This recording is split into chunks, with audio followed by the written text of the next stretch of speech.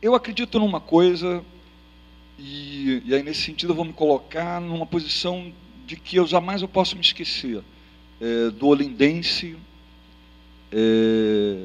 no meio da ditadura militar, que cresceu num ambiente de violência, num ambiente não de violência, essa violência de hoje que existe na Maré, mas acho que mais próximo de uma cena James Dean. Eu precisava mostrar que era forte, eu precisava mostrar que era goleiro, eu precisava mostrar que eu tinha corpo, e acho que a última coisa com que eu me preocupei durante a vida é se eu tinha inteligência, se eu tinha capacidade de articulação, etc. e tal. E assim, minhas irmãs eram inteligentíssimas, todas elas melhores alunas do que eu, e os meus amigos, eles eram todos brilhantes, e ainda eu te diria o seguinte, assim, o tal do texto da próxima semana, assim, a minha mãe e o meu pai gostavam mais das minhas irmãs, entende? E a minha sensação de inferioridade, ela foi sempre muito presente ao longo da minha vida. E a minha sensação de que, assim, de que era muito difícil, de que havia muita coisa a ser transposta, ela foi muito presente, assim.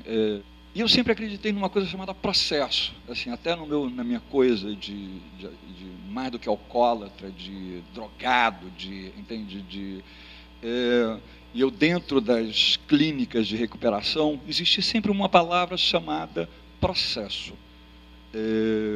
E era uma coisa que eles investiam muito, que era, às vezes, para construir uma festa, uma simples festa de confraternização de fim de ano, existia um processo.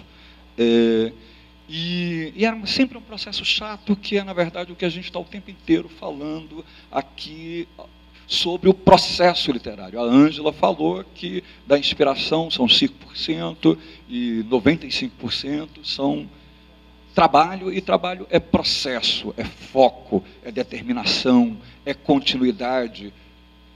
É isso aqui.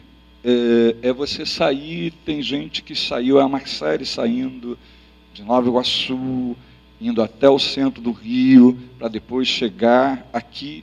Obviamente que ela vai chegar em algum lugar. Todos aqui estão circulando uma cidade, estão todos aqui dentro de um processo. Uma das pessoas, o nome eu não posso declinar, que eu estava percebendo que tinha mais dificuldade nos 2 ou 3 primeiros textos, acho que a gente está no 4º, e de repente me apareceu com um texto, assim, me apareceu com uma história que me surpreendeu, né? Era uma história de um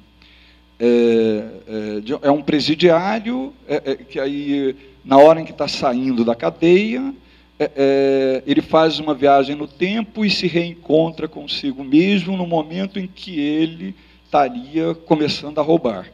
E aquele cara de 60 anos é um conto de ficção científica. Então, nesse texto em particular, desta pessoa em particular, que eu vi crescendo, né, ao longo do processo, como todos estão crescendo ao longo do processo, e estão crescendo do lado de cá, do lado de lá e do lado de cá. Acho que todos estamos crescendo juntos. E eu fiquei muito curioso sobre a questão do fôlego, entendeu?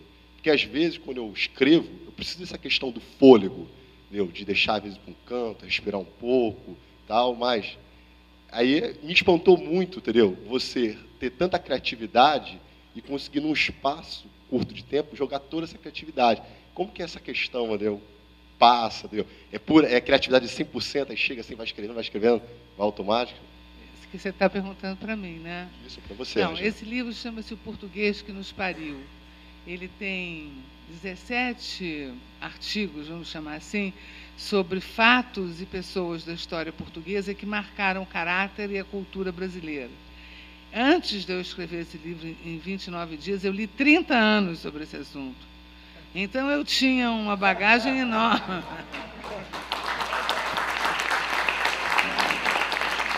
Eu fiquei sem graça. Então, quando foi o único livro que foi encomendado, a editora me encomendou, e eu aceitei, foi um risco. E eu não sei se acontece com todos os escritores, acho que tem 2 ali escritores mesmo, assim, como tem o Júlio aqui, a gente sai um pouco do ar. Quer dizer, quando a gente escreve, eu não estou pensando. Esse livro que eu adotei, ele fez sucesso porque a história contada numa linguagem muito informal. Para dizer quem era o português que nos descobriu, eu fiz uma receita de bolo, ingredientes e modo de usar, e aí todo mundo entende quem é o português. Eu saio um pouco do ar, eu não tenho muita noção. De repente eu parava para ver uma data, um nome, conferir para ver se estava certo, mas tudo já estava dentro da minha cabeça. Misturou com a criação. Eu não sei te explicar bem como é o meu processo de escrever, não. Mas quando começo a escrever, eu meio que morro para o mundo.